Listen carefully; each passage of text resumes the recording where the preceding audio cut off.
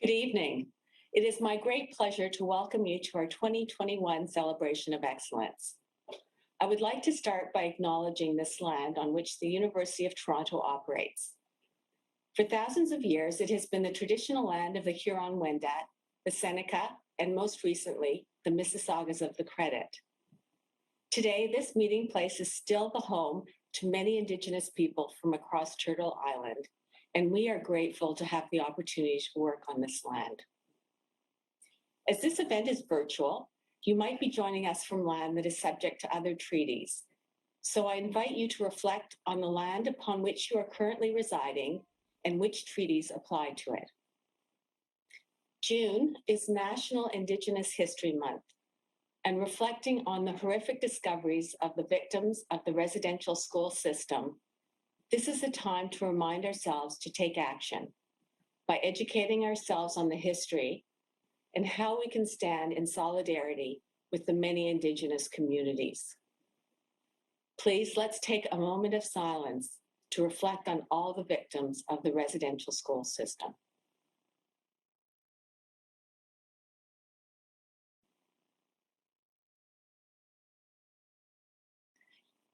Now, if it feels like we just did celebrate, you're correct.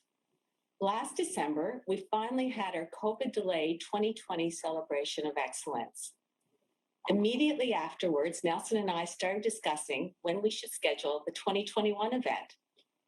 We wanted to return to our usual June end of the academic year cycle because we believed that things were going to get better. And anyway, who doesn't want things to return to the way they were?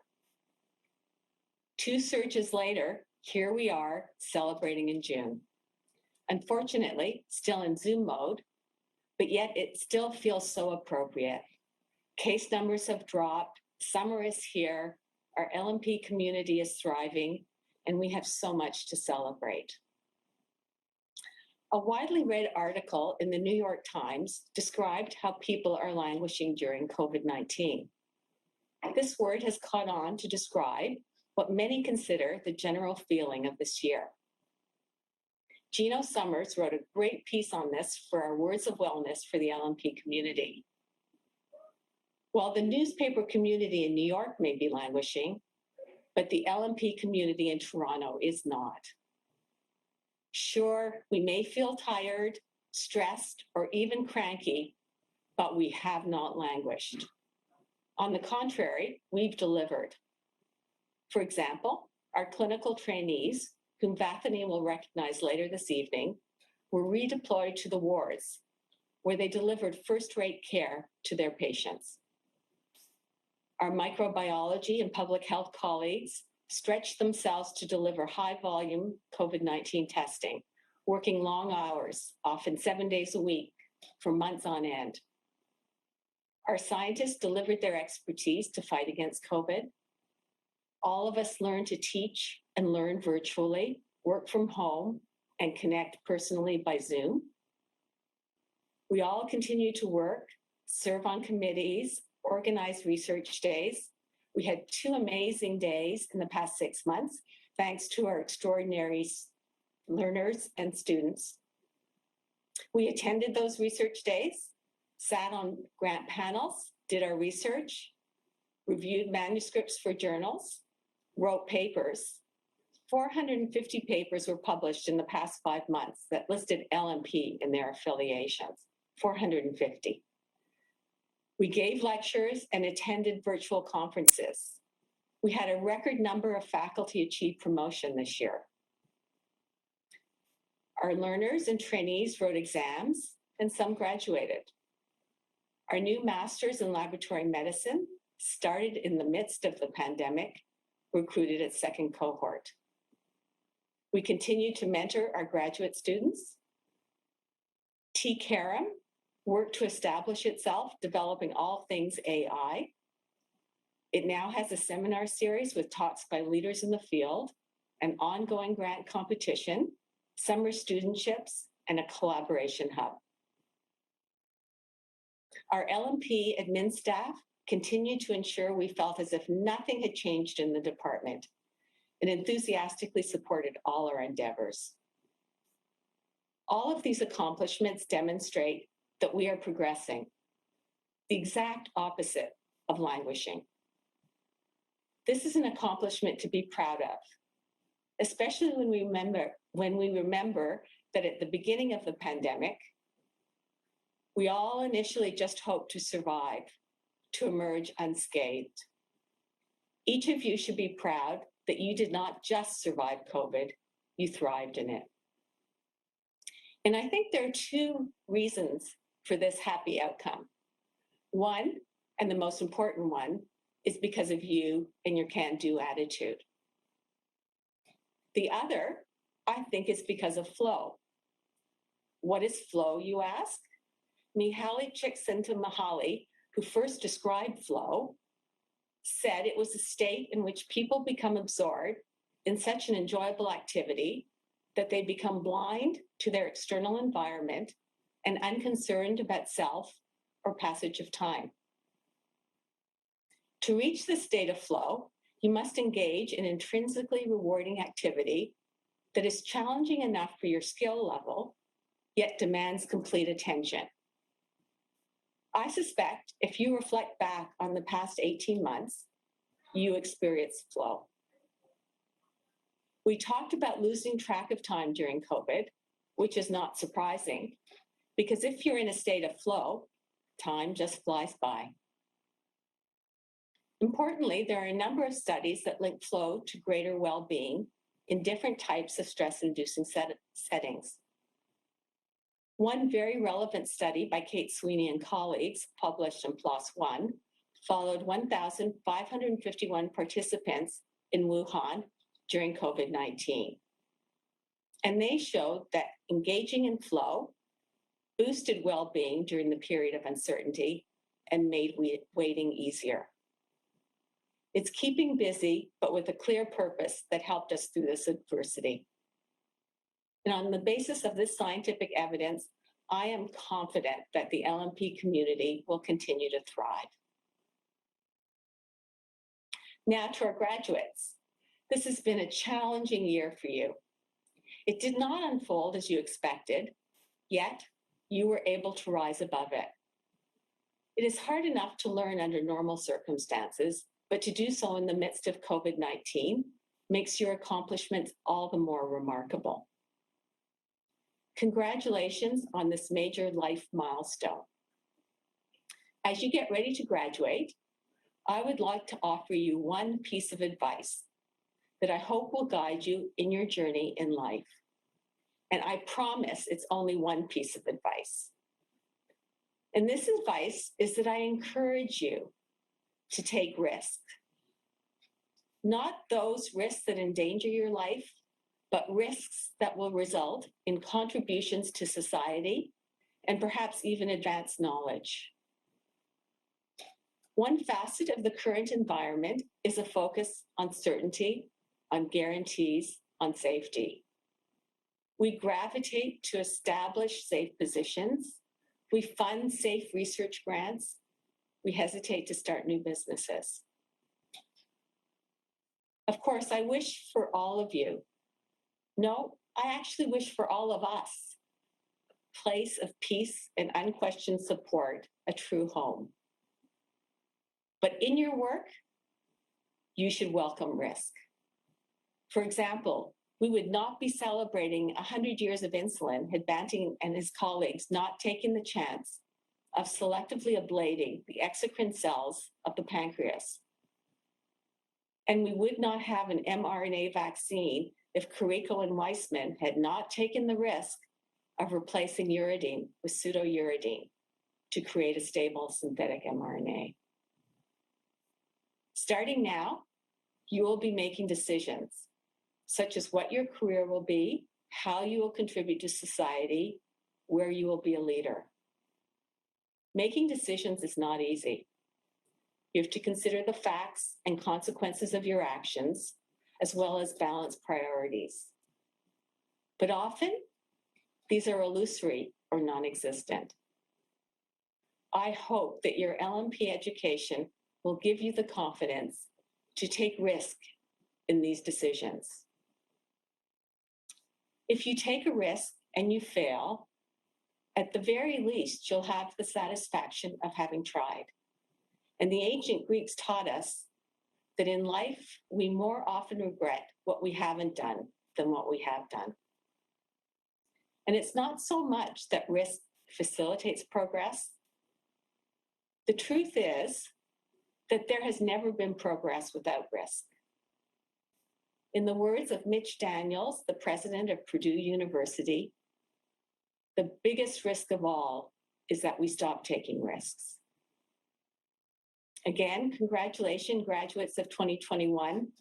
Please remember, you always have a home in LMP. Before we move into our celebration, I want to say a few thank yous. I want to acknowledge all our administrative staff who kept the department going and helped us move things forward in our new pandemic world. Events like tonight do not just happen. They are a result of a lot of work.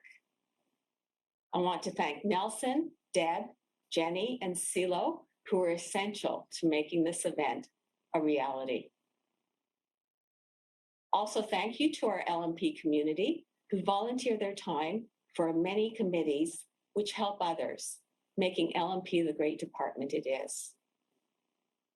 I will also note we've increased our contact with our alumni community, and I'm delighted to see alumni engaging in events such as the Graduate High School Outreach Program, our research conference, and our pilot mentoring program on Temerity Medicine Connect.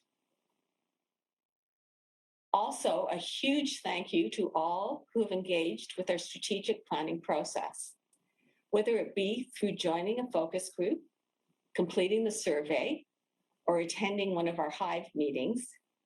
Your energy, enthusiasm, and ideas are inspiring and will power how LMP moves forward with purpose for the years to come.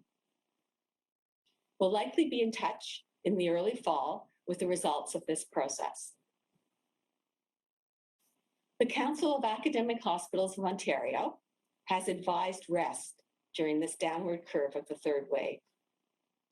I plan to take their advice and encourage you to do so as well. And although you may not be able to travel far, please at least turn off your phone and disconnect your computer.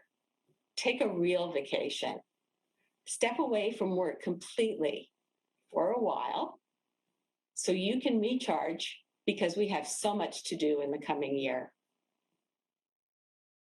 So please enjoy this evening, celebrate our community and all we have achieved. If you're on Twitter, use the hashtag LMP Excellence to connect and share how you're celebrating with us. Stay on after the break to join in on what promises to be a very thought-provoking discussion with Professor Richard Florida about how this pandemic might change our cities. I am so looking forward to seeing you in person again. Thank you and stay well.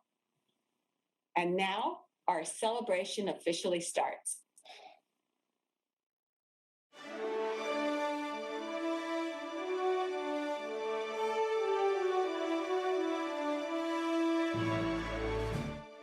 Thank you, Rita. I am honored to announce the awards for our undergraduate students, the Alan Gornell Testimonial Prize. Dr. Alan Gornell is regarded as the founder of clinical chemistry in Canada and was the chair of the Department of Clinical Biochemistry from 1966 to 76. In 1980, he established an endowment to honor a third-year student with the highest mark in the specialist program in pathobiology. This year, we have two recipients who will share this award, Juliet Lee and Amanda Mao.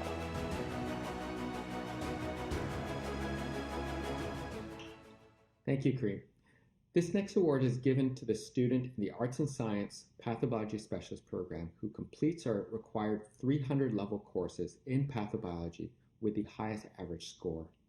This year, the award goes to Erin Dow. We are delighted to celebrate our graduates from the Pathobiology Specialist Program. They, as all of our learners, have faced an extremely challenging year. But they not only completed their studies, they excelled. We are extremely proud of their achievements. This year, we have 12 graduates in our program. I want to now wish everyone a wonderful evening. Congratulations to all of our students, and we wish you all the very best in your future endeavors.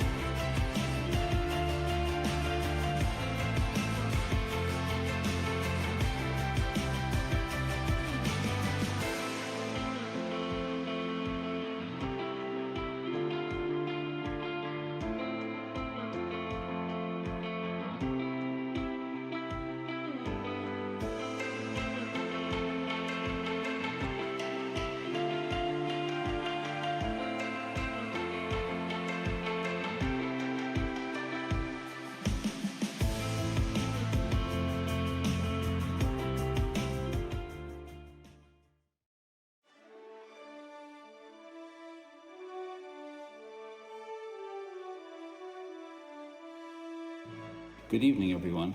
I'd like to announce the awards for our graduate students. We have 3 named awards to give out this year. The first one is the Stuart Allen Hoffman Memorial Prize. It's awarded annually to the top MSc or PhD graduate who has demonstrated excellence in research, as evidenced by an accepted thesis, peer-reviewed papers published or in press, and significant contributions to their research field. This year, the prize goes to Maryam Khalil.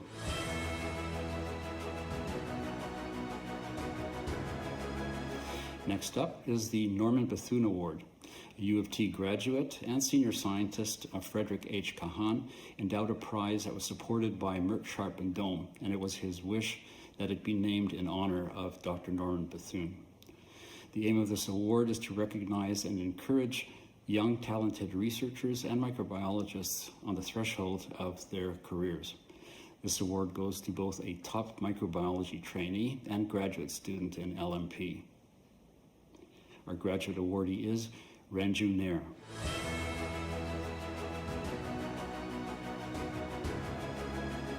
And third, the Avram Gottlieb Award for Curriculum Development and Teaching Excellence in Training is given to a trainee in graduate or postgraduate programs to recognize distinction in curriculum design, development, and teaching. The Avram Gottlieb Award goes to Amanda Moabir.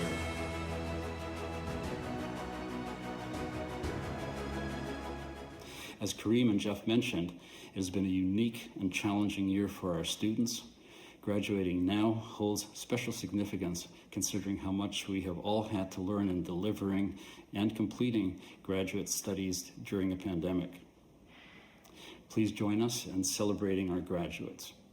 This year, we had 3 graduates in our translational research program who successfully completed their Master's in Health Sciences in Translational Research.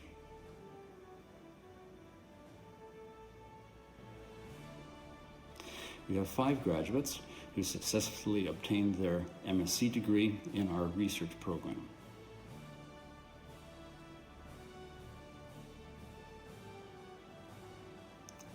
And we had 12 new PhD graduates who successfully defended their research thesis.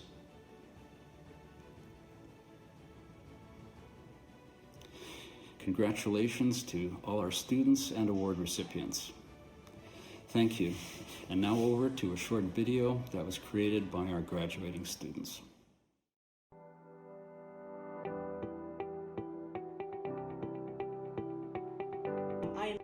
excited to be graduating alongside my amazing colleagues, considering the difficult times. In the future, I hope to build up my career as a clinician scientist as well. So thank you.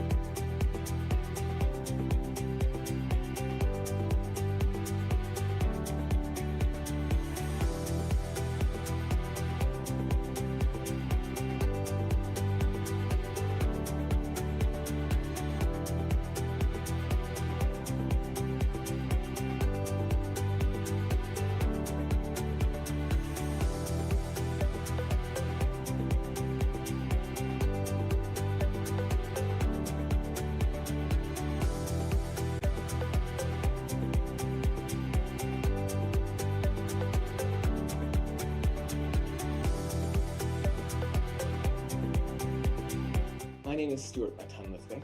I love science. I have loved science ever since I've been born. I'm a basic scientist at heart, and I just love to examine the world around me and wonder at how amazing it really is.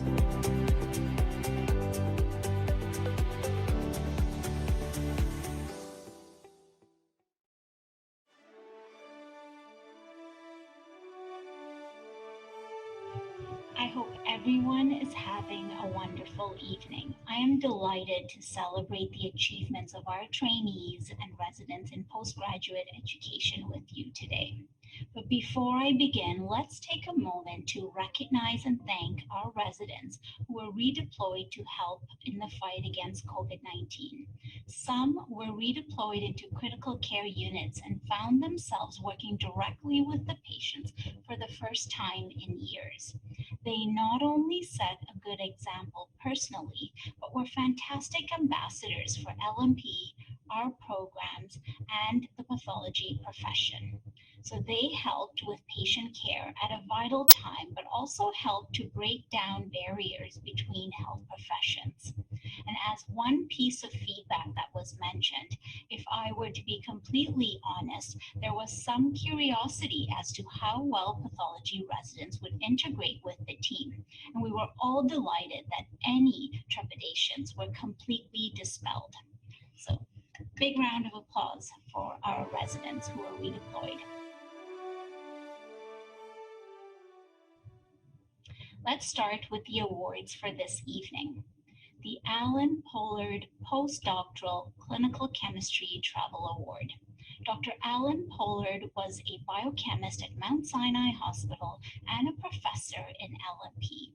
This award honors his contributions to clinical chemistry over the past 28 years. The Clinical Biochemistry Postdoctoral Diploma candidate who has shown excellence in performance is Victoria Higgins.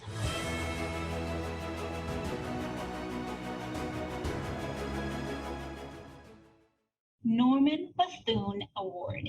As mentioned by my graduate colleague, this award recognizes and encourages young, talented researchers and microbiologists on the thresholds of their career. Our top microbiology trainee this year is Sean Clark.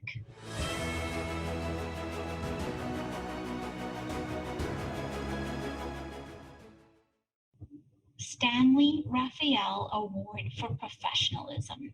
This award is named after Dr. Stanley Raphael, who practiced pathology in Canada for 40 years and passionately believed in the principle that lab physicians work for the patient alone.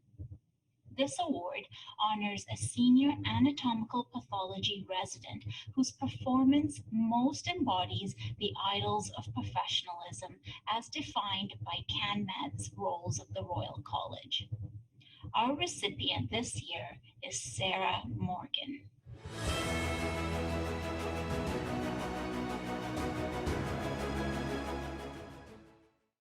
We have had an excellent cohort graduating from our programs this year. They not only graduated, but effectively navigated the new landscape of COVID-19 in our hospital sites. We celebrate 5 residents graduating from our anatomical pathology program. We have 3 residents graduating from our hematological pathology program, 2 residents from our forensic pathology program, and 1 resident from medical microbiology.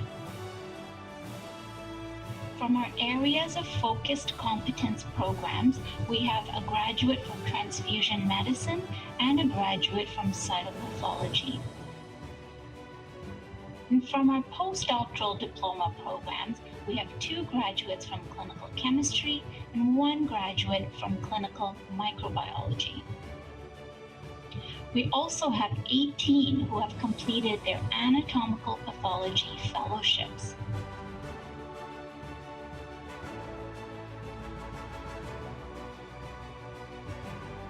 And 1 who has completed their fellowship in neuropathology. And we have 2 who have completed their fellowship in hematological pathology. So congratulations to all of our residents, trainees, and fellows. Thank you. And now one of our residents will present an award.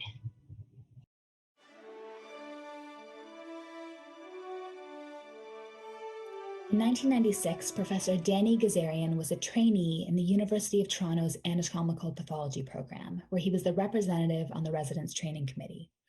He was struck by the dedicated, enthusiastic teaching of the staff and wanted a way to acknowledge it in a formal way.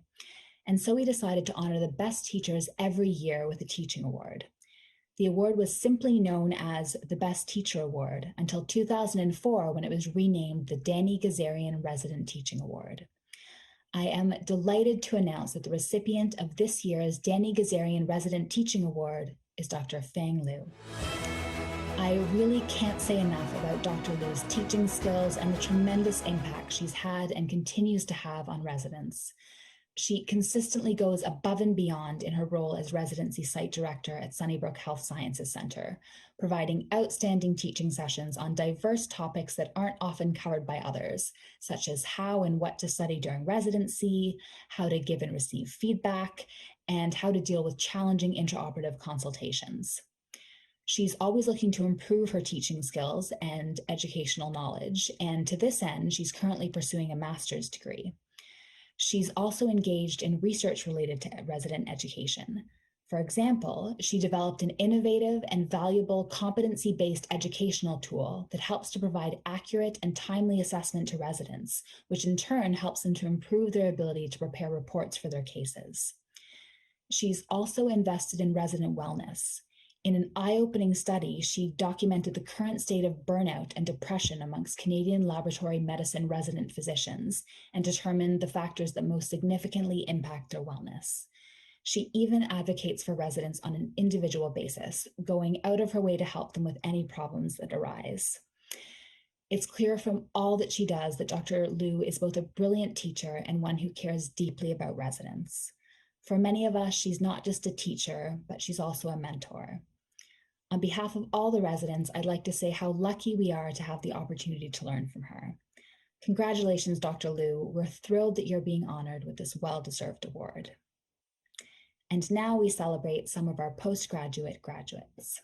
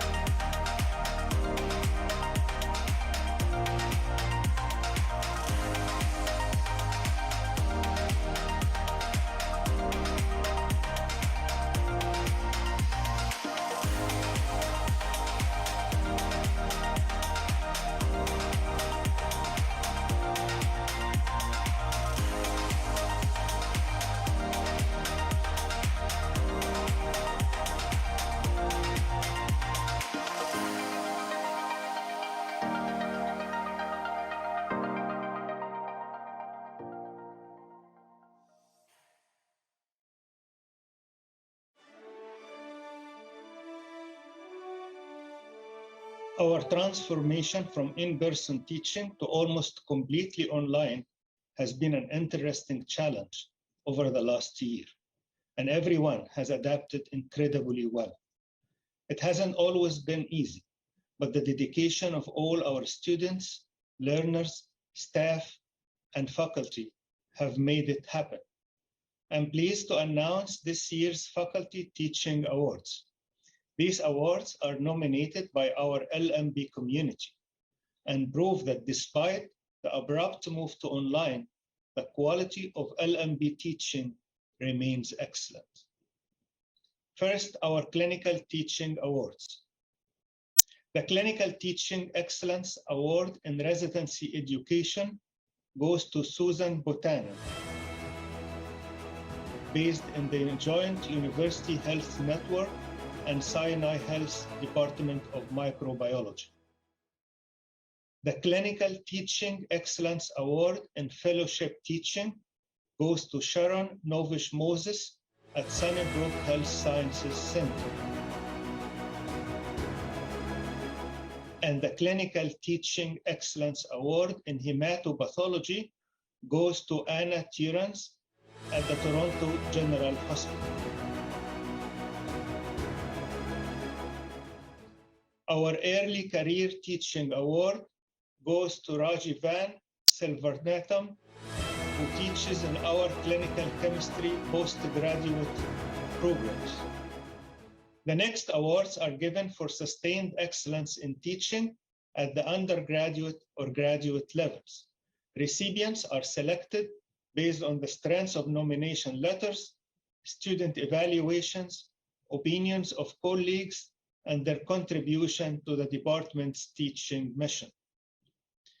The award for undergraduate teaching goes to Corwin Rouse.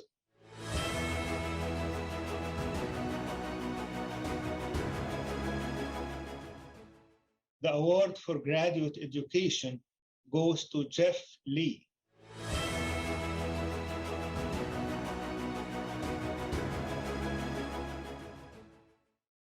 We also recognized sustained excellence in education by Susan Doan, based on the Princess Margaret Hospital, and Brandon Mullen at Mount Sinai.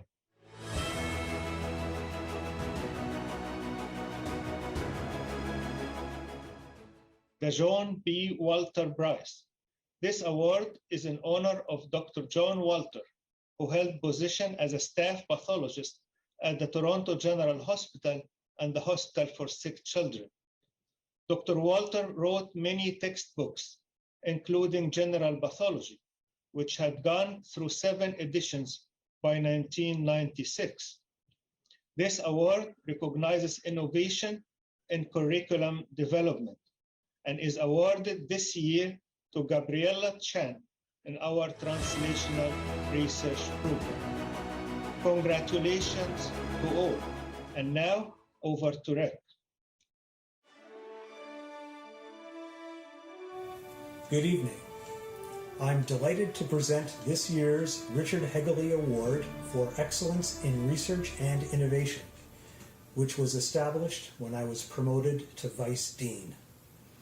This award recognizes LMP faculty whose original research, invention, or creative professional activity improves understanding of mechanisms of disease or advances clinical practice relevant to the discipline.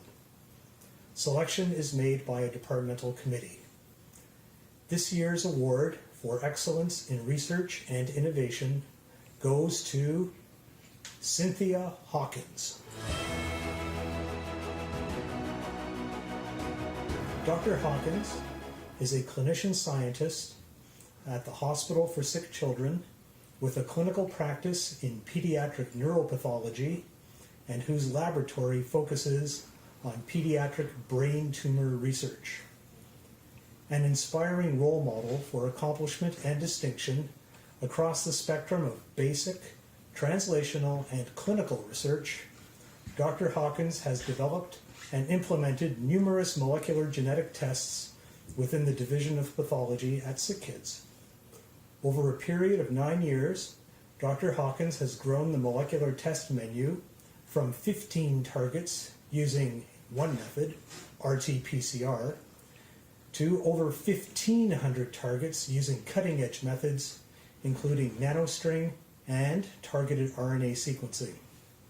These assays cover many different types of pediatric cancers, including brain tumors, soft tissue tumors, sarcomas, and leukemias.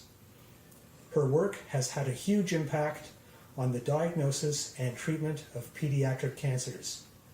The assays have revolutionized how pediatric pathologists and neuropathologists diagnose cancer for enabling accurate subclassification and treatment planning that advance the agenda for precision medicine.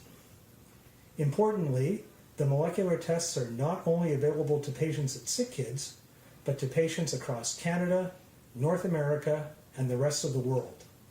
SickKids now gets numerous international consultations specifically for these tests, many coming from under-resourced areas. Dr. Hawkins is truly improving child health on a global scale. Congratulations again, Dr. Hawkins. And now, over to Stefan for our remaining faculty awards.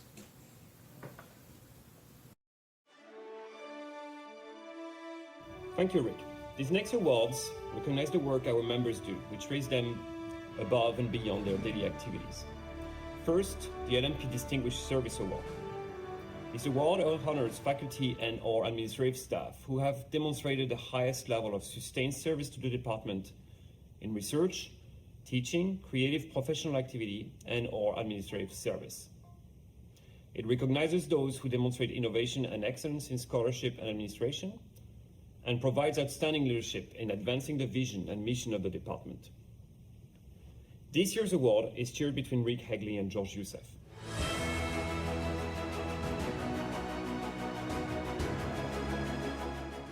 Dr. Rick Hagley has made many contributions to LMP, the Temerity Faculty of Medicine, and the profession. For 6 years, he was chair of LMP.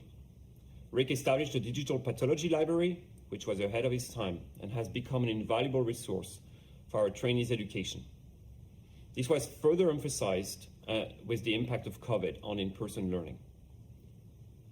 He also gifted support for a major award for innovation in the department, which you just heard about. He was also chief of the SickKids Department of Pathology and Laboratory Medicine for a number of years, and in that role, he started to address many issues and introduce improvements. He then moved to the decanal office and became Vice Chair Research and Innovation, a role he held for 3.5 years. He was instrumental in making changes in the support for research activities throughout the faculty, while still also supporting those in LMP. Rick also maintained his research program despite his many administrative commitments. He continued to publish important work related to respiratory syncytial virus throughout his tenure in Toronto. Dr. George Youssef has made significant contributions to LMP in research, education, and professional activities. He has developed 2 graduate courses in LMP for which he received the Course Design Award. He also developed the first OSCE module for competence evaluation of residents, which was endorsed by the Royal College. He's the Vice Chair Clinical Education at LMP and served as the Director of Resident Research for several years. He played a central role in establishing our new MHSC program in laboratory medicine, now bringing in the 2nd cohort. He has been instrumental in the development of others within LMP through the mentoring of junior faculty and serving as a 3-year review evaluator. He has served as a member of the Temerity Faculty Council and the Decanal Promotion Committee. Alongside these, he has remained a great ambassador for LMP with over 80 invited speaker and visiting professor invitations nationally and internationally. He has remained a pioneer in kidney cancer research, especially microRNA in cancer. He's founder and chair of the Kidney Cancer Research Network of Canada Personalized Medicine Initiative, and is internationally recognized for the discovery of the Kallikrein gene family, for which he was the founding member of the advisory board of the International Society of Kallikreins. Thank you, Rick and George, for everything you do for LMP and our profession. The LMP Leadership Acknowledgement Award is given to a faculty member in appreciation for their leadership role and commitment to advancing clinical excellence in the Department of Laboratory Medicine and Pathobiology. This year, we acknowledge Scott Berner. Dr. Berner has been a leader in developing our area of focus competency in cytopathology. He has been the program director for the area of focus competence in cytopathology since its inception in 2015, and successfully guided through the recent RCPSC accreditation for full accreditation. He has been instrumental in championing and developing this area of pathology and played a key role in developing it at the Royal College of Physicians and Surgeons. He has been part of LMP for over 20 years, supervising many residents and fellows in his time. Through journal publications, book chapters, books, lecturing, one-on-one teaching, and the cytopathology fellowship program, Dr. Berner's emphasis is in ensuring pathologists are equipped with the tools to extract the greatest quantity of information relating to diagnosis, prognosis, and choice of therapeutics for the smallest and least invasive sample possible. And now, I'd like to pass over to Sharon for our promotions and retirements.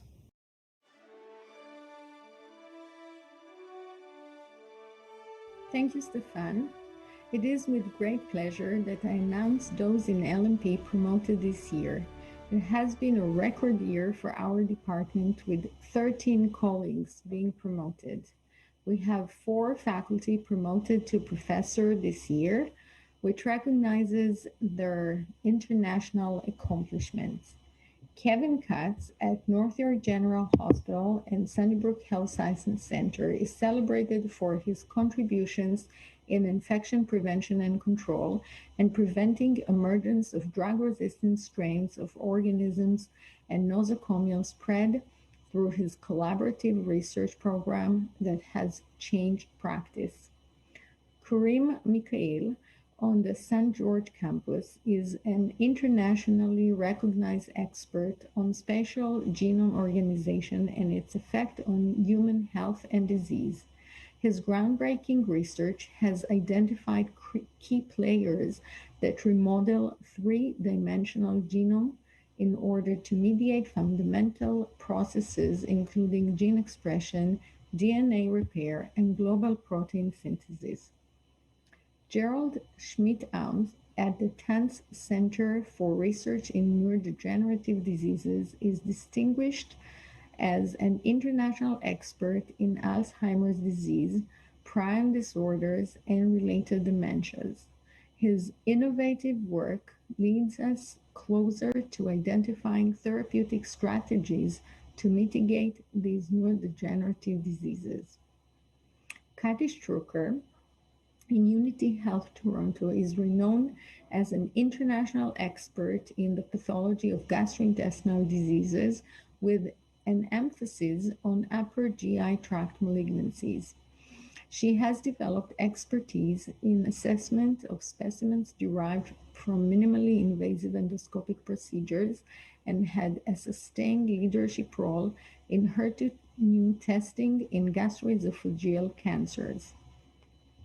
We have 9 faculty promoted to associate professor.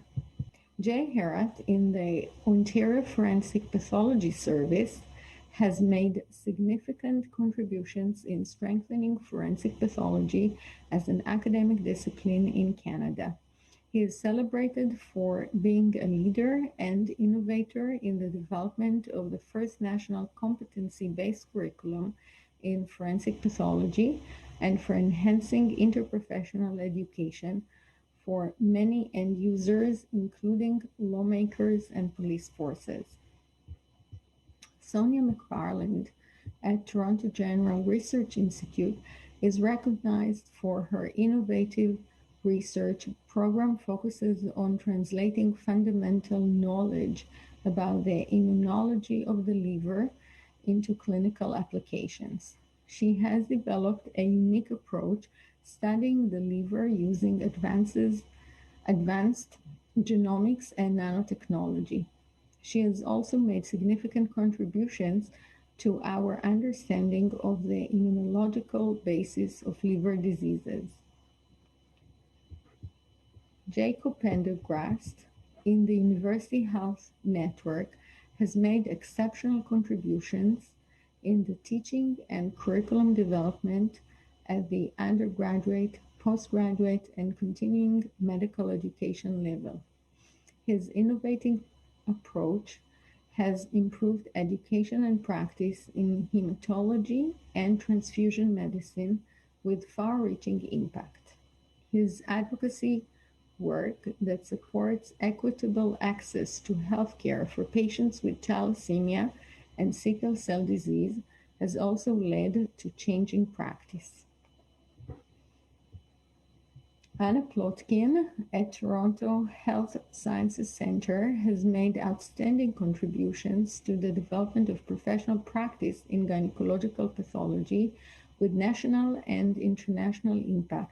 Notably, she initiated and developed international educational modules and created opportunities to improve gynecological pathology diagnosis and engage local pathologists in many developing countries through her work with national and international organizations. Marjan Ruzabman in the University Health Network is celebrated for her exemplary professional practice in gynecological pathology, particularly her contributions to classification of uterine mesenchymal neoplasms and the body of knowledge regarding non-HPV associated cervical adenocarcinoma, leading to standardization of diagnostic criteria and classification of rare gynecological malignancies. Adam Schlein at the Hospital of Sick Children and Sick Kids Research Institute is an accomplished translational researcher. His breadth of knowledge in bioinformatics, genomics, and translational genomics led to groundbreaking research in understanding the genetics of pediatric cancers, such as osteosarcoma, and has earned him international recognition. He has successfully translated his research discoveries into new diagnostic modalities that have significant clinical implications in the diagnosis and the treatment of childhood cancers. Elżbieta Slavkowska at Sunnybrook Health Sciences Center has rapidly established herself as a prominent national expert and leading educator in breast pathology and immunohistochemistry. She has made significant contributions in standardizing breast cancer pathology reporting and has expertise in breast biomarkers testing, has contributed to the advancement of professional practice. Hon Ki-sang at the SickKids Research Institute is a rising leading investigator. The innovative nature of his work has already had a major impact on the field of obesity. He has built an independent and growing research program focusing on the role of adipose tissue in modulating metabolic hemostasis and understanding the molecular mechanisms underlying intermittent fasting mediated metabolic benefits and prevention of high-fat diet associated obesity. Please join me in congratulating all new professors and associate professors and celebrating their many accomplishments. We also had some retirements this year. Prior to his retirement, Dr. Vladimir Yakovlev, Associate Professor Emeritus, served as the Director of Cytopathology at St. Mike's Hospital. He was the first to describe the effects of implantable synthetic meshes in the human body.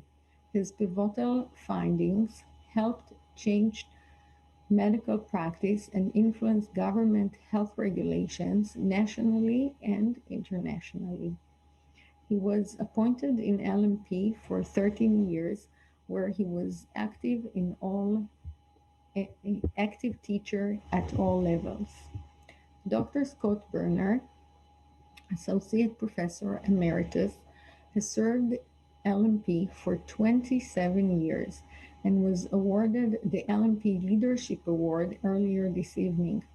He is the Division Director for Cytopathology at UHN and is celebrated for his achievements in research of breast, lung, and thyroid cancers and the histopathology and molecular profiling of cancer tissues. He is a dedicated educator and received the 2020 LMP Clinical Teaching Award in Medical Education and the 2005 and 2012 Denny Gazarian Resident Teaching Award. His work was recognized by the American Society of Cytopathology with the 2012 Gino Sacomano, MD, New Frontier in Cytology Award.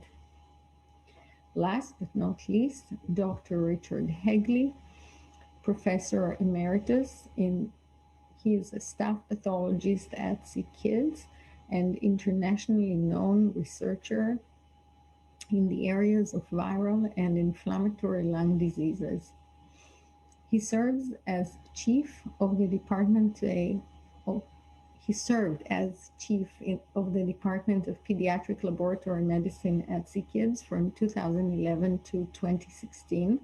He was appointed to LMP 13 years ago and since then has made valuable contributions to advancing the academic mission of University of Toronto. From 2009 to 2015, he served as professor and chair of LMP, and since 2016, he has served as vice dean, research and innovation in the Temerty Faculty of Medicine, and was awarded the LMP Distinguished Service Award this evening. We wish our colleagues all the best, and thank you all for your contributions to LMP. I will now pass you back to Rita. Thank you. This is the end of the celebration part of the evening. I do hope you've enjoyed celebrating some of the many LMP successes from the past few months.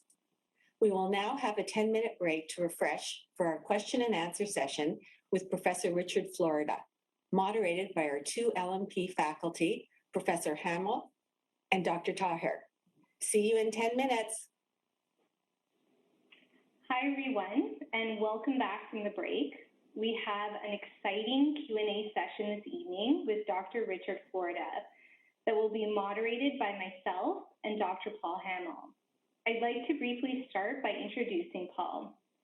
Professor Paul Hamill received his PhD from the University of Toronto in biochemistry. After postdocs at the National Institutes of Health and the HSCRI, he started in the Department of Pathology on April Fool's Day in 1992.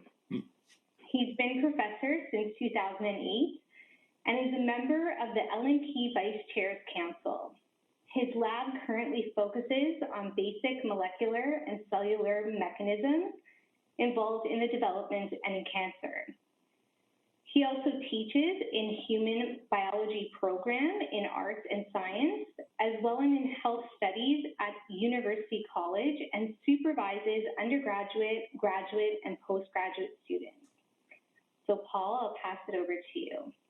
Thanks, Jennifer. It's my honor and pleasure to introduce Chair, who just gave a mostly accurate description of what I do. I don't know how some of that stuff got in there. But Jennifer is a clinical biochemist in the Department of Pathology and Laboratory Medicine at Mount Sinai and assistant professor in LMP. She completed her PhD in the Department of LMP and post fellowship in clinical chemistry. Dr. Taher has been involved in several local and national COVID research projects with a particular focus on COVID-19 serology testing. She has led the development of a national consensus guidance document for COVID-19 testing, and is also the co-principal investigator of multi-hospital, a co-principal investigator of multi-hospital prospective clinical research project that looks at serological and molecular tools to inform COVID-19 patient management. Wow, that's a lot of work. Jennifer, I leave it to you to make the rest of the introductions.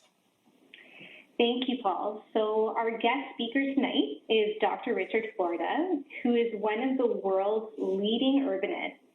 He is a researcher and professor at the University of Toronto School of Cities and Rotman School of Management, and a faculty chair at New York University's Schack School of Real Estate. He is a writer and journalist, having penned several global bestsellers, including the award-winning The Rise of the Creative Class, and his most recent book, The New Urban Crisis. He is co-founder of City Lab, the leading publication devoted to cities and urbanism.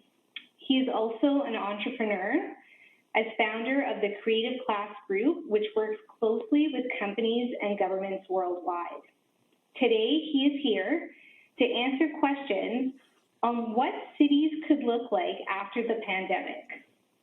We have received a list of questions from members within LMP for Dr. Florida to answer over the next 30 minutes. And then hopefully we will have time for 10 minutes of live Q&A at the end. So I'll hand it back to Paul to kick off the question period. Okay, thank you. I have the baton right now. Richard, it's really a pleasure meeting you, and I'm really excited that you're here.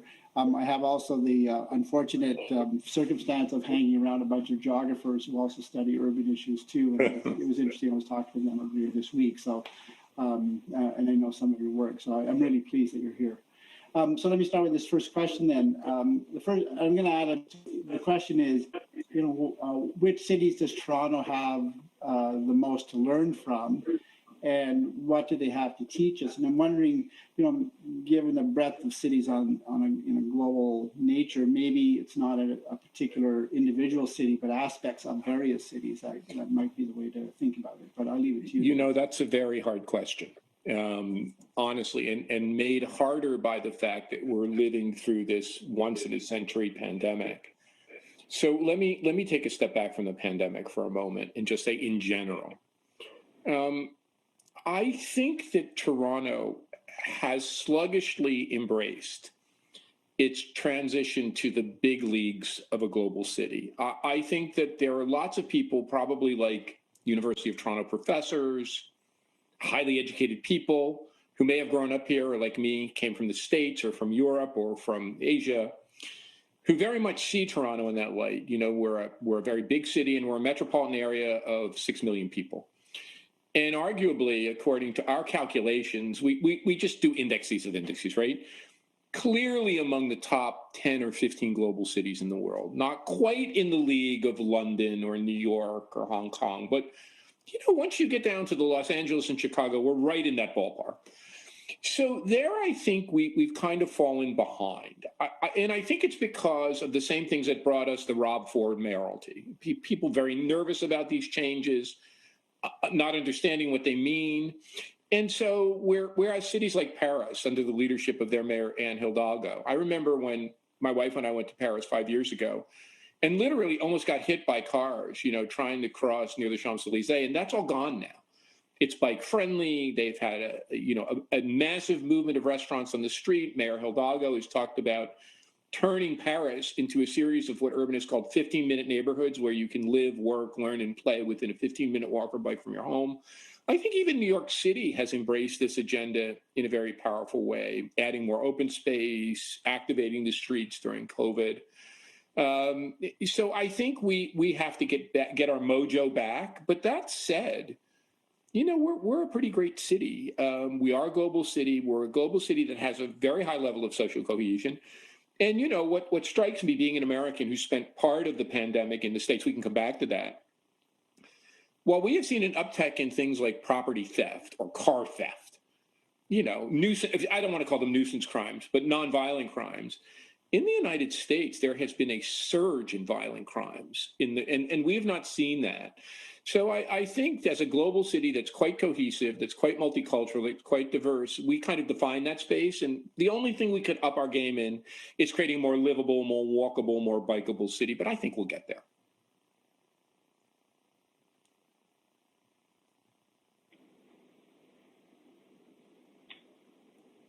Okay. So our next question is, and perhaps this is a difficult question as well, how long does it take for cities to change in a meaningful way? And what is required to provide the people of the cities with the strategies and resources to make that change? So this is a question I've thought about a lot, on which there is very little research literature. It's very interesting. You come from a field that has a robust empirical literature. Mine is a field that's just burgeoning. But I lived in Pittsburgh for nearly 20 years.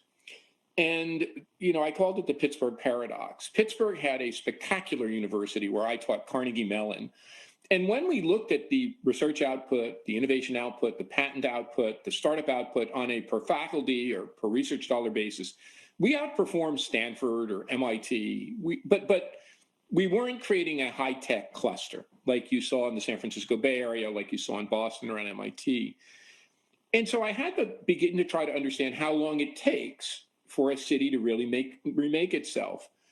And I had very interesting. I had a colleague at the University of Pittsburgh who was a leading fellow in tissue engineering, and we'd have these long conversations about this. And what we concluded is it's basically at least a generation.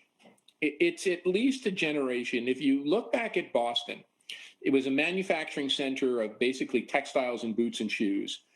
That transformation began right after World War II, where folks at Harvard and MIT began to think they could do research. If you look at the birth of Silicon Valley, it began when a dean at MIT, Frederick Terman, left MIT right after World War II, moved to Stanford and said, oh my God, we're losing all of these smart people. We could create a research complex, actually the Stanford Research Park, where they could start companies. So it wasn't until the 80s, if you will, that the Silicon Valley or the Boston Route 128 area really took off. So it's generational. And the fellow from tissue engineering, my colleague, said something very interesting about deindustrialized cities. He said it was like a person who had a badly disfiguring injury, a burn patient. And that person experienced, or that city experienced a trauma when they decline or deindustrialize. Now, Toronto's had less of that. So now you take a big trauma like the loss of industry, like steel or manufacturing or whatever you did, and add to this generational phenomenon. So you get at least a generation, but oftentimes you're overcoming pretty traumatic events. So it's a long process. And by the way, very few cities have done it. When you look at big global cities like New York or London or, Toronto, cities that have a certain size and scale, they have this adaptive capability, but most cities are not that big. So when you start to look at cities the size of Pittsburgh or a Dallas or a Houston or a Boston, not many of those cities have adapted. It's just the very biggest cities that show this kind of resiliency. So do you think that it depends also on the level of transformation that's needed, or the size of the population as well? I think size really matters. I think openness to outside ideas and people, so levels of flows of people, whereas New York has always been a magnet for outsiders. If you look at Hong Kong in Asia or London in Europe, I think there's a classic research paper. This is so interesting. Written in 1961 was a big year for understanding cities. Written in 1961 by an urban economist. And in that research paper, he compared New York City at the time and Pittsburgh. And at that time predicted that New York City would remake itself in a much more robust way than Pittsburgh. And what he concluded is that cities that are dominated by one industry, steel or autos, or in some cases semiconductors, kind of get trapped in that industry. Whereas cities that have a whole bunch of different kinds of entrepreneurial activity, and in New York's case, it was entertainment and finance and manufacturing, we could go on and on. Those cities that do a lot of different things have an easier time adapting. So I think it's size, I think it's density, I think it's the mix of businesses, and then openness to people and new ideas.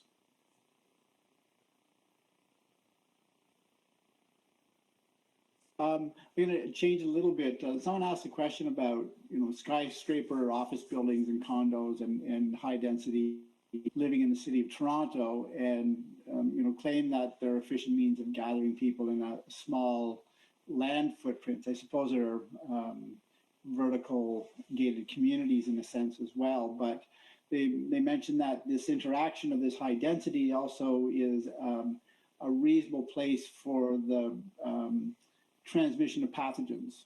COVID being one, for example. We've certainly seen that in parts of Toronto. So the question, how do we use these buildings to post-pandemic world, or what do you think how that fits in with the way that we would organize ourselves?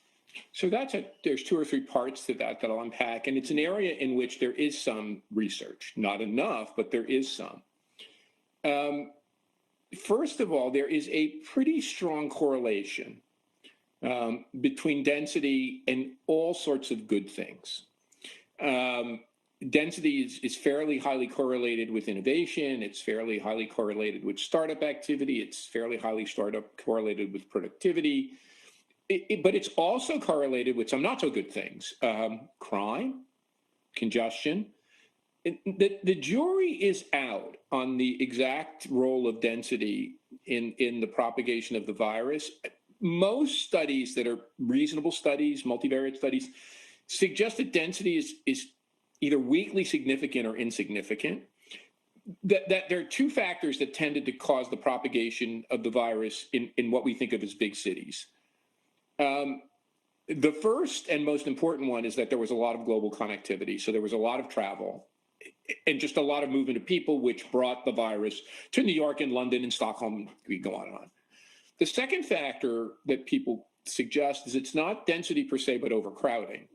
We all live in a dense environment, but we can work remotely.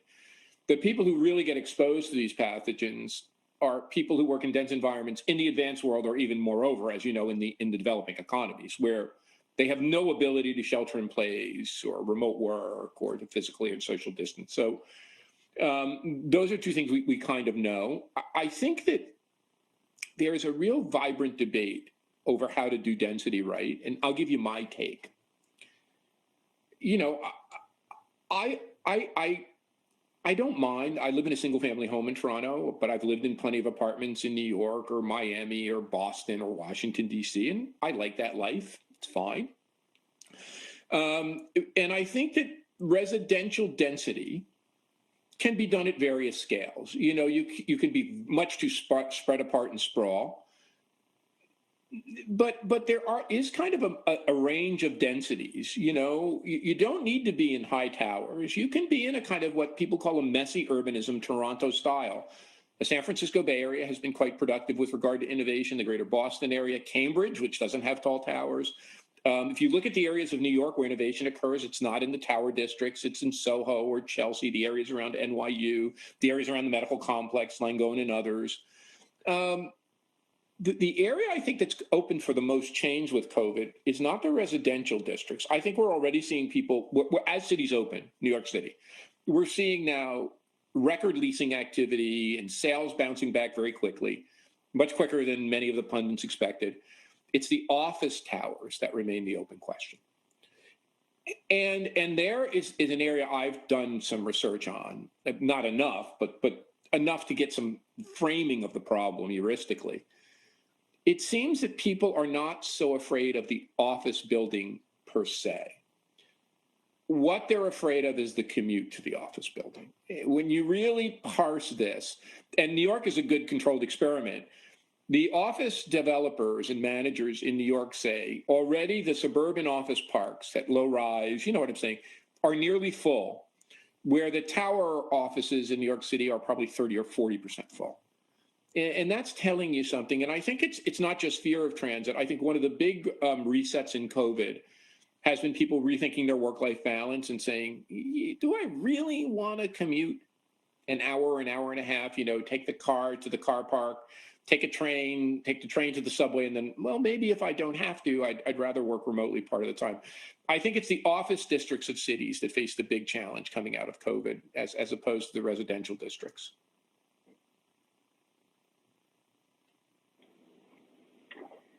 So on a similar note,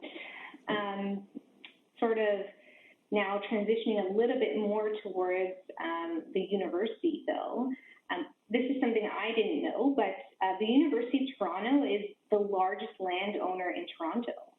So how do you recommend the university change or use its current real estate to adapt to the new way people will be learning and working. So you talked a little bit about people thinking about whether they should commute or not. So how's that going to impact the university, and how do you recommend the university change? So the great interesting irony in all of this is that Merritt Gertler is, if anything, a far more capable urbanist than me. And Merritt Gertler and I have been colleagues and friends for nearly 40 years.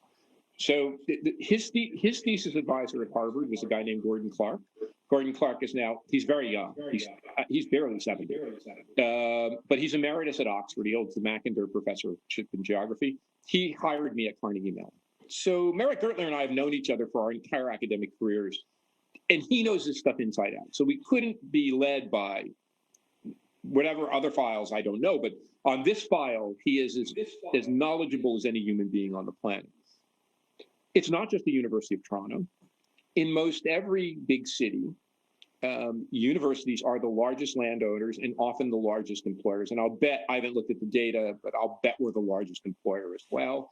Of course, we're probably the largest urban university in North America with our 95,000 some students spread across 3 campuses. I don't think anywhere is bigger.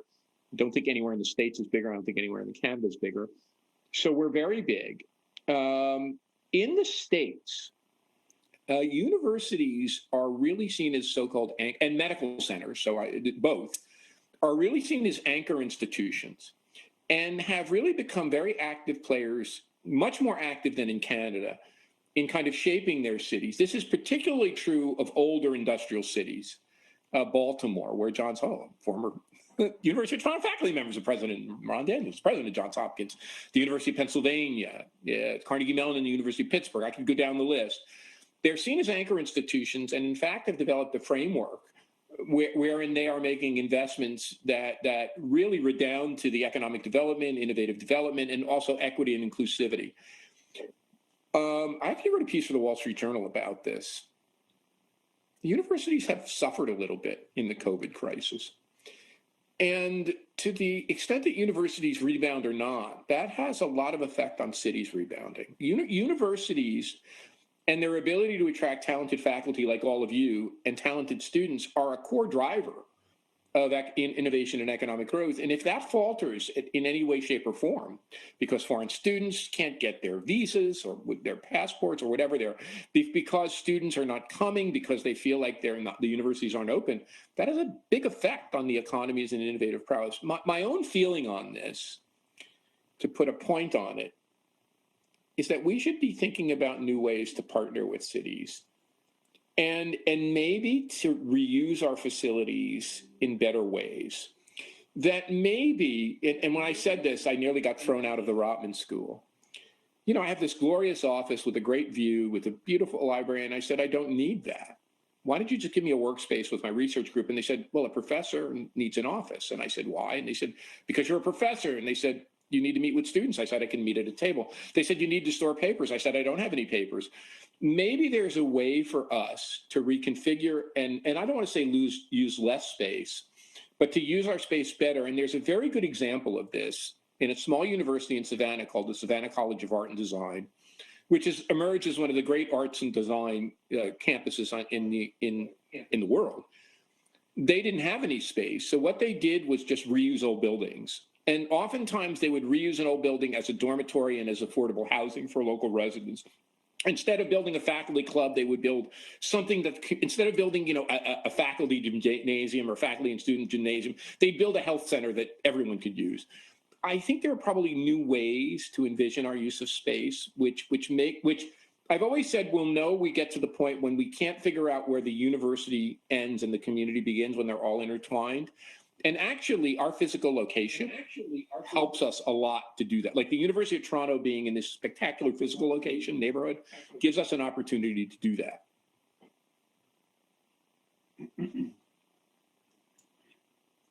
Can I just follow up on one thing of that? So I wonder how you then position sort of democratic control over the way that cities are organized. If the largest landowner is universities, that we have to acknowledge we're kind of the elite economically in the city. So it's not representative really of the sort of way that the city might develop if other people got to decide. So how do we integrate those kind of ideas so that those two things don't come out just as, you know, more inequality in downtown Toronto? So this is a very interesting question. In nearly 20 years now, I was invited to give a talk to the National Science Board in Washington, D.C., and it's very eminent people. And I said, watch out. I would have never predicted Rob Ford, or I would have never predicted Donald Trump, but I wouldn't have even called it populism at the time. I said, there is increasing anger out in the world. I'm a working class kid from Newark. My dad had a 7th grade education. I'm in touch with, and I talk to my cousins. You could tell that there was an increasing anger in the environment with this kind of elite, what they perceive, and I'm not talking about left-wing people saying universities are gentrifying. We'll get to that. I'm talking about people angry about this elitist kind of view of the university, and it fell on deaf ears. I mean, they thought I was from the moon. But I do think now that's much more activated in the States. If you watch very closely, the governor of Florida, who is now the leading Republican candidate for the presidential nomination ahead of Trump, Ron DeSantis, is making faculty and students of Florida-affiliated universities or universities that have funding from Florida basically say what their political and ideological perspectives are, because he believes, rightly or wrongly, that the universities are filled with a bunch of leftists or critical thinkers that he doesn't like. So that's how far that has progressed. In general, though, yes, I think there is a growing sense that universities are part of, on the left and on the right, part of a process where elites control the framework and they don't listen to regular people, whether that's contiguous neighborhoods from the left or whether that's from the people who are sending their kids to university from outlying rural areas. And I think and I'm not saying the U.S. model is perfect, but this idea that universities are anchor institutions that have to be thought of in that way, that can be contested, and I think also understanding development is really important. You know, I was very close friends with the former president of NYU, and I told him, as soon as you try to really start redeveloping in the village, even if you're building housing for faculty, people are going to get really mad because that's not democratic. You can't just come into the neighborhood and bulldoze some buildings. You need community consensus. And so I think you're onto this, that universities, as anchor institutions, have to get much better at understanding that they're parts of communities, that community consensus matters, and that the development process shouldn't be one that is by definition inequitable, but it should be one that is promoting a much more inclusive form of development. That's a big change. Great, thanks. Actually, Jennifer, am I on this one? I'm sorry, that was a follow-up, I guess. Oh, right, okay, so maybe this is a bit of a follow-up, and then you sort of addressed it peripherally.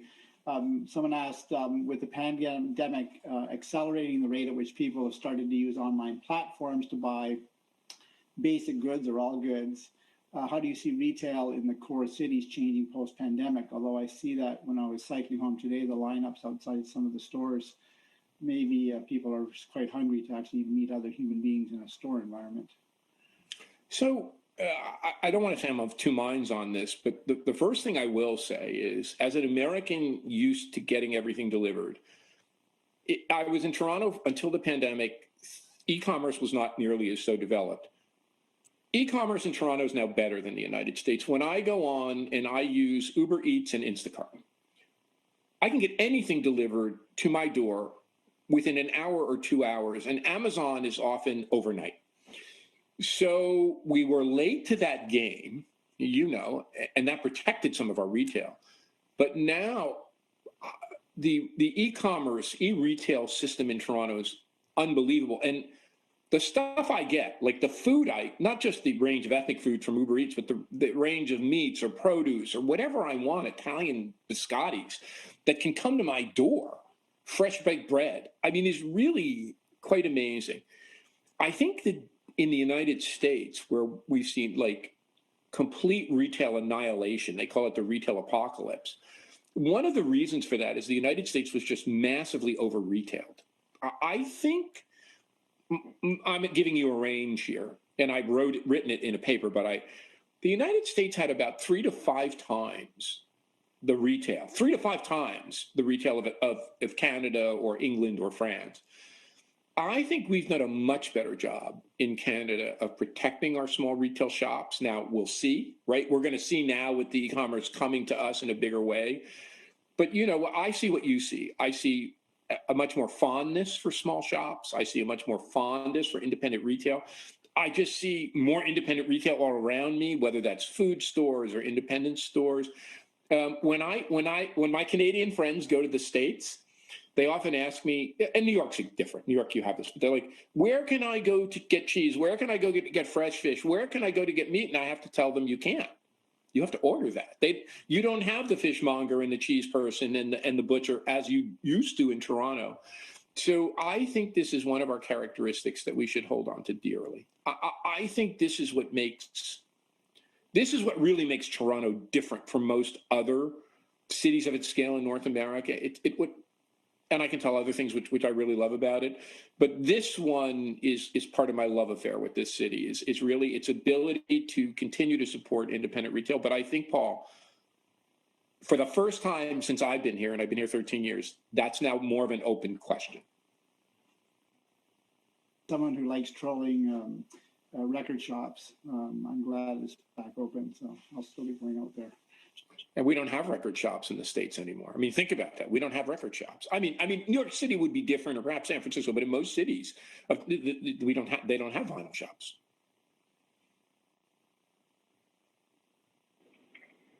So shifting gears a little bit, the next question is, what healthcare innovations will be the tipping point in the post-pandemic world and growth of the new brave world of our cities?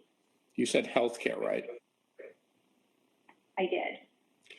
Well, I'm a failure. I actually tried to do a pre-medical curriculum at Rutgers, and I got straight C's, and I never got straight C's. So I implored my parents to let me transfer to pre-law, and I found I'm actually pretty good at social science. So, boy, I just don't have a medical or healthcare mind. But let me tell you what I think.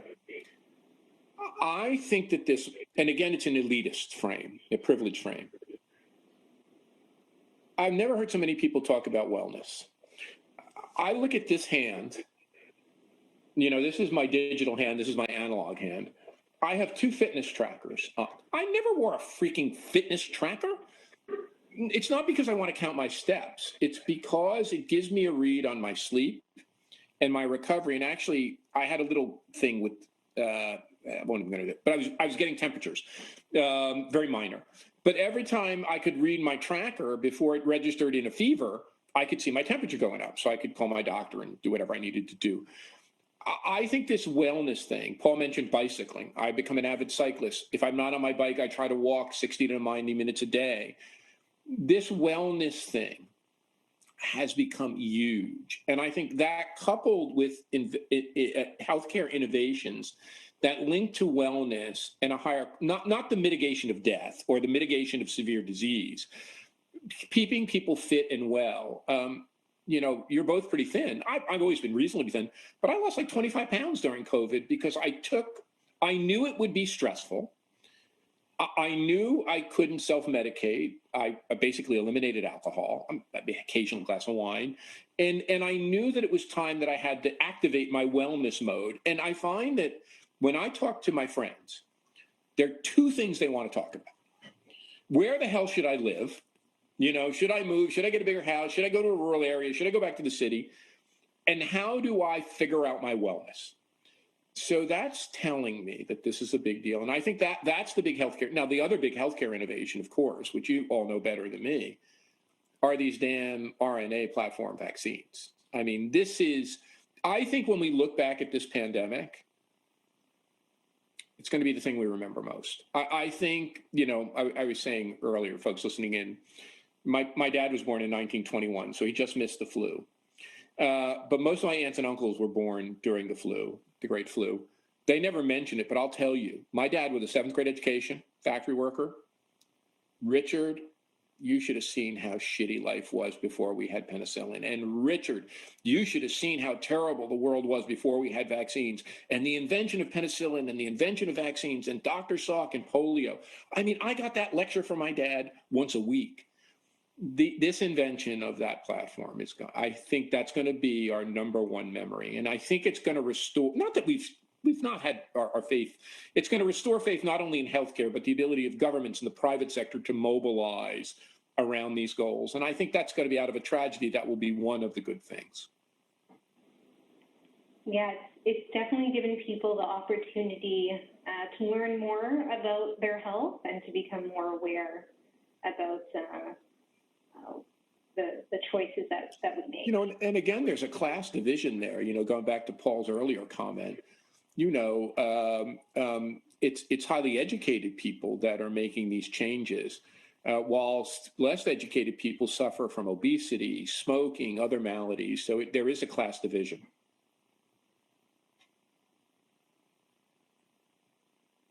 I'm wondering, maybe you could also comment on, you know, there's also global divisions too, I suppose, given the, you know, the discussions right now concerning patent regimes and whether this is a public good that should be available or not is you know, a huge problem that again is sort of rooted in elite parts of the planet that are you know, in a sense urban. I wonder how that can possibly be altered under the current system that we have. Well, I think you're 100% right. I think this is a public good.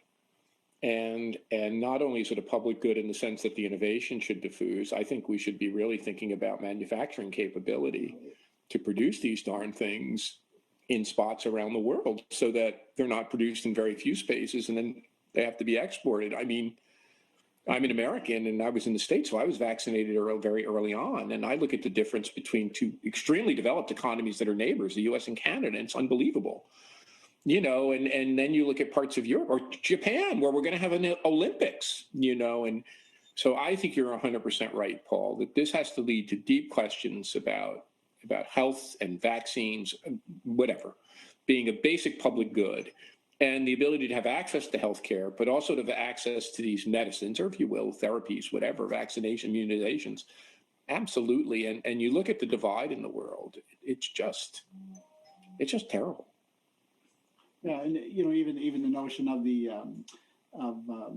access to the technologies, not even just you know, the access to the vaccines themselves. Does that ever generate conditions in which urban centers in places that are more difficult, we'll call, does that help propel them in any way to you know, better urban centers, or is that a thing that doesn't matter? You know, I've studied this, and I think that urbanization has always been a more powerful force than infectious disease. I mean, look, we've had far more infectious diseases, and urbanization has prevailed. When you know, the plagues in New York killed 30, 40, 50% of the population of Italian cities, and they remain some of the most invasive places on the planet. So we as a species clustered in cities are incredibly resilient. But I want to take one step back, and I played a role earlier in my career helping a wide group, a coalition of people to implore the United Nations to make cities a part of their sustainable development goals. And I really think, and what I said to the United Nations, if you take everything from public health to poverty mitigation to inequality to economic opportunity, the solution to them doesn't just lie in big global partnerships across nations. It really lies in effective city building. And there's a fabulous paper written a long time ago by a guy named John Turner. And the title of this paper is called Housing as a Verb. And he's talking about the developing world, Latin America, the Middle East, Africa, parts of Asia. And he said, we think of housing as a noun. Housing is something that gets built. But he said, if you look at the developing world, really housing is a verb. Housing is something that people build. Communities are things people build in their everyday life. They just are so consumed with doing life's basic chores that they can't free up enough time to do it better.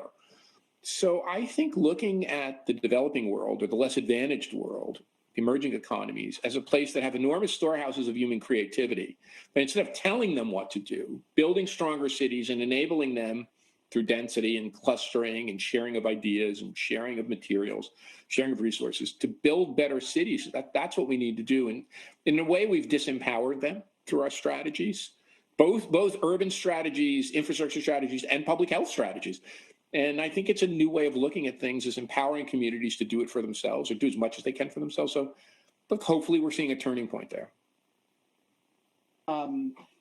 Jennifer, is it my question now? Okay, let me go on to this. And I think the question I was going to ask, I'll rephrase it. So let me go on to another one. Someone asked something around the idea of the behavior within families and towards each other apparently has changed during COVID. Maybe living in the 2D world of Zoom has not helped. But working from home, remote learning has also prevailed. Do you think that we can go back to a normal or what do they call it, semi-normal life after the pandemic? Or what are the long-lasting effects, maybe with respect to urban centers, but the work balance from home or other flexible arrangements? How do cities mix in with this idea of altered way of doing things? So, look, I think these are the big lasting impacts of the pandemic and their impacts on human behavior. I'm a professor in this area. I've been through a lot. I think I'm fairly mature. And I thought a lot about this. Like, we basically changed our life and, set up shop in the States to allow our kids to be able to go to a pod school. So, we took this very seriously, addressed it very strategically. And it was basically not about us, my wife and I. It was about our 4- and 5-year-old having the least possible impact from this pandemic that could be. We're very advantaged. This is my area of research. And I had a pretty good sense because I spent most of the last spring studying pandemics and pandemic, which I'd never studied in graduate school or in my own research. Look, I think, I'm suffering from some kind of post-traumatic stress syndrome. There's no doubt in my mind about it. I'm fully vaccinated and I'm not scared of the bug anymore, but there's stuff I'm just scared of doing. And I don't know if it's going to go away. Like, I'm still scared to go to, I'm okay with shaking somebody's hand, which I thought would be harder, but like going to an in-person meeting indoors, which is now expected in part, I haven't been in the States in a while, but it's now expected in parts of the States, getting on a commercial flight, going into an airport, I don't know if I can do it. I'm being really honest with you. Like, I think I'm going to have to do it going in front of a class in person. I know I'm going to have to do it, but I'm scared. I can tell you I'm scared to do it. So that's telling me that there's some lasting impacts. And I think my kids are little, but many of you have teenage kids. What I saw in my nieces and nephews and friends' kids, what I saw in my nephew, who's at the University of Chicago, when he would FaceTime me, he was in a freaking prison. He was in a dorm room. He couldn't leave. He couldn't go to other kids' dorms. He's in a prison with a little computer doing his class. I'm like, why are you there? Just go home. So I think the effects of people in this more formative stages, not quite as old as I am, and certainly not young as my kids, but teens, preteens, young adults, they're going to be big effects. And we've seen it. We've seen it in higher rates of alcohol abuse, drug abuse, opioid abuse, suicides.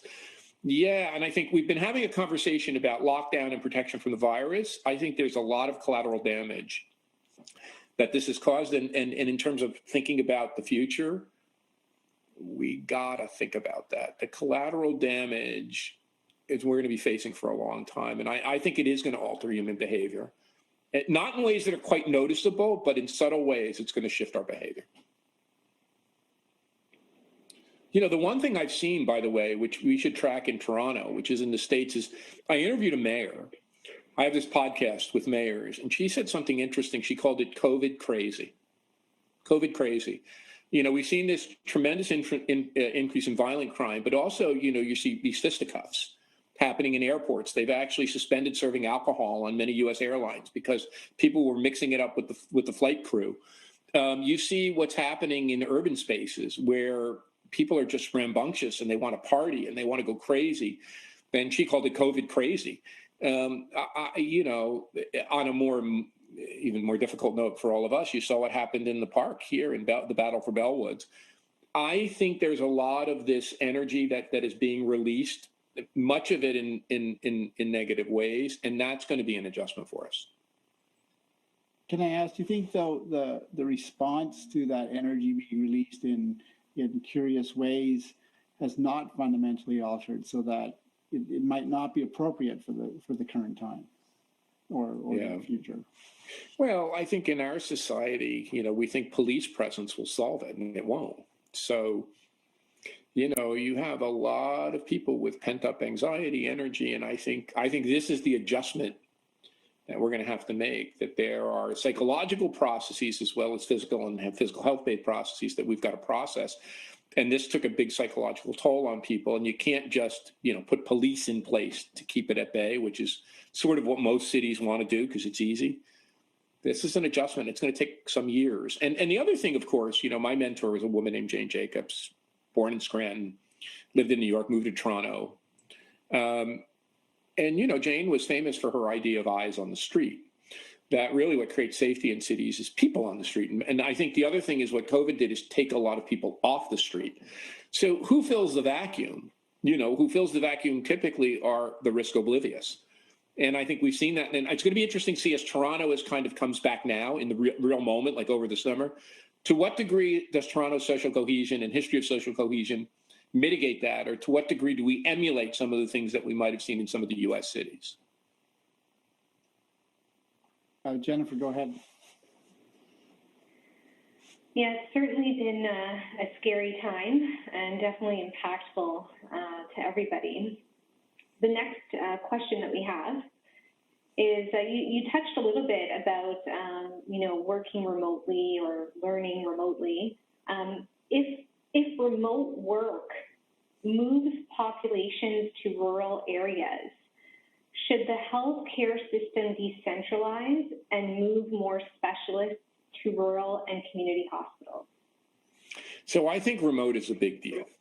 And, I've always been a remote worker. I've never liked going to the office very much. I'm a writer, so I like isolation.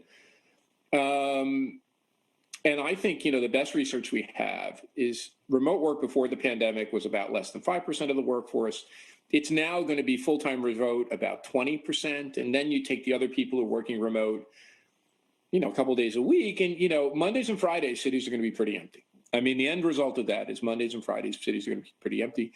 I think what it does in terms of location, and we've seen this more in the States, and the reason is that it's crime and education. In the States, we have always seen families move out of the center city. This is, as long as I've been alive. My parents moved out of Newark when I was 2, because cities had more crime and more violent crime, and also the educational system, which is locally funded, just in urban areas, is not nearly as good as it is in suburban areas. So in the United States, what we've seen is that young people continue to flow to cities. The people who've moved out are people with kids. And that really we've seen accelerated family formation moves. And instead of moving to the adjacent suburb, people have said that's boring. And in Canada and the United States, we have this long tradition of kind of extolling not just urbanism, but rurality. They said, I can go to a place like Prince Edward County, or I can go to the Hudson Valley, the beautiful Hudson Valley towns outside of New York City. And they've been the fastest growing in the United States, where the data is very good. The Hudson Valley towns have been the fastest growing parts of the United States. So yeah, I think we're going to see the boundaries of metropolitan areas stretch and rural areas become more populated and in a way more sprawl. I think that the two things we don't talk about enough are remote learning and remote medicine. I've had very good experiences. I mean, I've had in-person care. The only thing I've done is go to the doctor and the dentist, right? I've gone to a store. But I've had very good experience with telemedicine and a combination, hybrid. And I've had very good experience with online learning. In fact, I taught a class, an intensive, I'm going to teach it again, for the University of Toronto. I got my highest teacher ratings ever. And I think, one, they took pity on me. But two, I could bring in experts from all over the world, mayors from all over the world. So they were exposed to a range of experts, if you will, or knowledgeable people that I couldn't do in an in-person class. So I think we're going to see not a shift to remote medicine or remote, it'll be the same thing. Like, not all work's going to be remote. 20% of it will be. 80% of it will be in person. We will see a rise in remote everything at the margin. And I think two big ones are going to be remote education, remote learning, and remote medicine. And I don't know, Jenny, about where to put things. I do think if I had to if you had to ask me, I think we've probably centralized a little too much. In general, in Toronto, too many things are in the city core that at the margin, now you need a cluster to do what you guys do, to have a super cancer treatment, heart disease, a great sick kids, that's got to be centralized. But for the provision of basic healthcare services, yeah, I think we could have decentralization both online and decentralization of service provision. At the margin, I don't think it's a one way or the other, but I think your hunch is right. We probably are going to be forced to decentralize a little bit.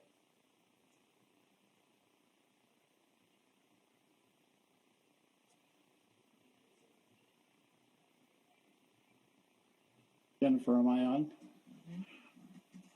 I think we have time for one more question. Right. So we can either go with question 9 or question 12. Let's see if anyone has one.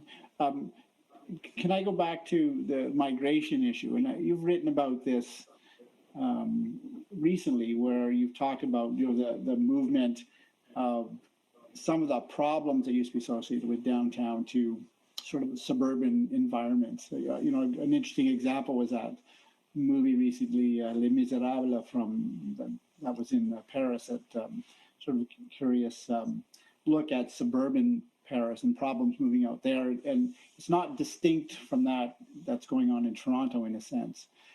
Is there a way that what we've learned during COVID can change that trajectory, or does it produce a condition in which we entrench those differences and that type of migration, the affluent tending to assimilate in the core, and then all the service and workers going further out?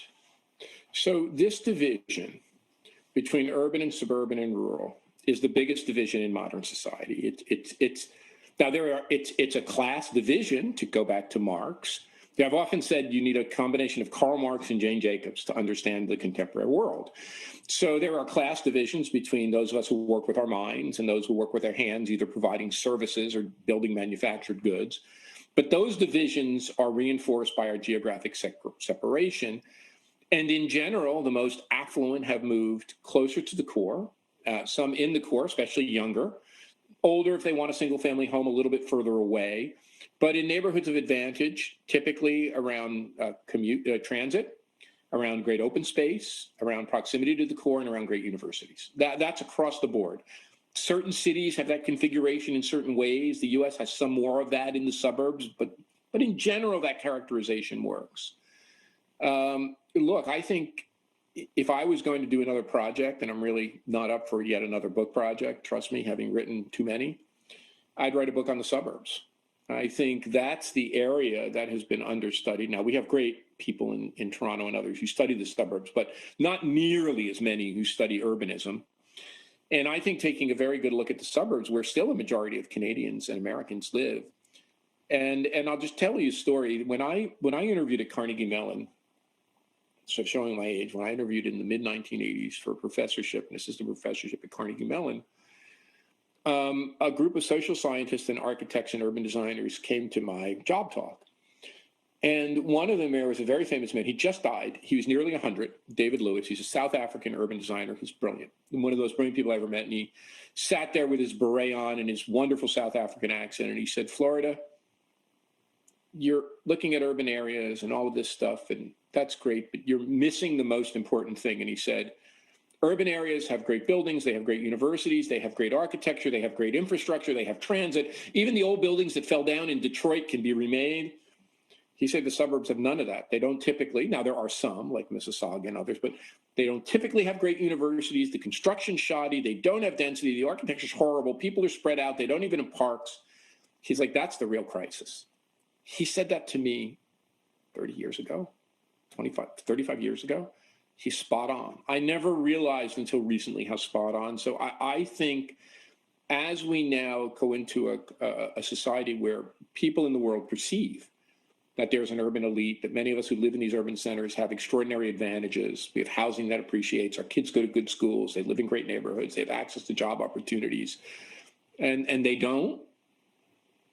Yeah, I think it's a big deal. And I think Most policymakers, if you will, most presidents or prime ministers have never thought in terms of geography. They've always thought in terms of income redistribution or job creation or innovation strategies. But I think the conversation is suggesting that all of that is place-based and spatial. You can't just do that on a map where everything's equal, because it's not. And so addressing these problems of healthcare disparity, economic disparity, inequity, we could go on, educational disparity, doesn't come to just supporting people's incomes. It really comes to supporting places. And for the first time in my career, I've been at this for nearly 40 years, that's a conversation that people are willing to have. Now, we're not there yet, but people are now willing to have this conversation and say, we don't just need people-based policies, which was the way of the past. We actually need to think about place-based policies. Now, we need to do both, but we can't just say place-based policies don't matter and people move to opportunity or people should move to opportunity. Places matter. And the point of fact is, you know, I think increasingly, if you look at our careers, we've all probably been pretty mobile. I've moved a lot and over long distances. And, you know, whether it's a professor, an entrepreneur, a technologist, a ballet person, a musician, actor, the ambitious move to opportunity, but what is it, 10% or 15% of a population moves in any given year? And most of those moves are local.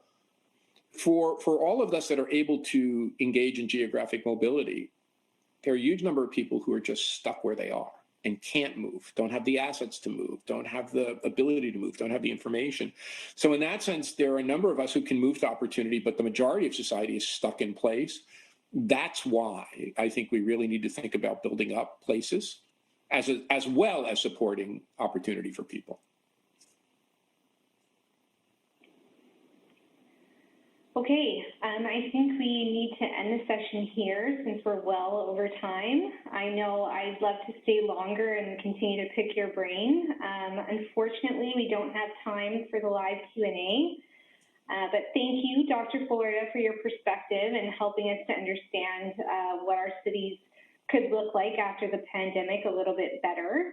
I know I learned a lot from tonight, so thank you for joining us, and it really was a great pleasure to have you.